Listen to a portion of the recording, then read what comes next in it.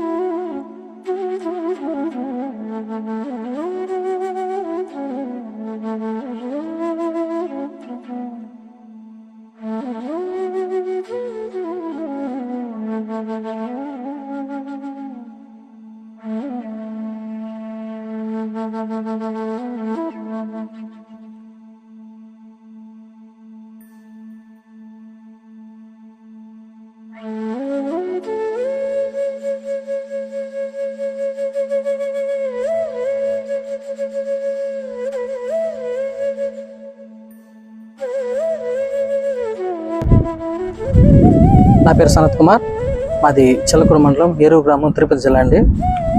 ముఖ్యంగా ఈ అందరూ కూడా వినాయక చవితి యొక్క శుభాకాంక్షలు. అందరూ కూడా చిన్నల నుంచి పెద్దల దాకా ఈ యొక్క ఫెస్టివల్ని చాలా అద్భుతంగా జరుపుకుంటారు. అయితే ముఖ్యంగా నేను ఈ యొక్క ఆర్ట్ ద్వారా ఇచ్చేటువంటి సందేశం ఏంటంటే మట్టి విగ్రహాలను మనం వాడదాం. ఎందుకంటే పర్యావరణంలో ఏర్పడేటువంటి అనేకమైనటువంటి మార్పుల్ని మన చేతులారా మనమే నాశనం చేస్తున్నట్టు మనం చేయకూడదండి. ఎందుకంటే ప్లాస్టర్ ఆఫ్ ప్యారిస్ దాంట్లో వాడేటువంటి కలర్ కెమికల్స్ కానీ లేదంటే ఇవన్నీ కూడా మరి ఏదైతే నదుల్లో, ఏదైతే సరస్సుల్లో, ఎక్కడైతే గుంటల్లో కావచ్చు, ఎక్కడైతే మనం ఈ నిమగ్నానికి మనం వాటిని వాడుతుంటామో ఆ ప్లేసులు మొత్తం కూడా మరి పొల్యూట్ అయిపోతుంది. పర్యావరణాన్ని మరి రక్షించుకోవాల్సినటువంటి బాధ్యత మన చేతుల్లోనే ఉందండి. అందుకనేసి మన పూర్వీకులు ఏదైతే చేశారో, మన పెద్దలు ఏదైతే చేశారో దాన్ని మనం పాటిద్దాం. మన పెద్దలు ఏం చేశారంటే పాతకాలంలో వారు ముఖ్యంగా మట్టి విగ్రహాల్ని, బంక మట్టితో తయారు చేసినటువంటి విగ్రహాల్ని వాళ్ళు చేసేవాళ్ళు. అలాగే వాటిని నదుల్లో, అలాగే గుంటల్లో కానీ సముద్రాల్లో కానీ వదిలిపెట్టేవారు. వాటి వల్ల ఏంటంటే సముద్రాల్లో, నదుల్లో అనేకమైనటువంటి జీవచరాలకు కూడా అవి చాలా ఉపయోగపడేటువంటి విధంగా ఉండేది. మరి పర్యావరణాన్ని ప్రప్రదంగా మనం రక్షించుకోవాలి కాబట్టి నేను ఒక ట్యాగ్లైన్ పెట్టాను, మట్టి విగ్రహాలను వాడదాం, పర్యావరణాన్ని కాపాడదాం అనేటువంటి ఒక ట్యాగ్లైన్ పెట్టి మరి మట్టి విగ్రహాలని మనం అడ్వర్టైజ్ చేయాలి కాబట్టి నేను చేశాను. కాబట్టి అందరం కూడా మట్టి విగ్రహాలను వాడదాం, పర్యావరణాన్ని కాపాడదాం. Thank you.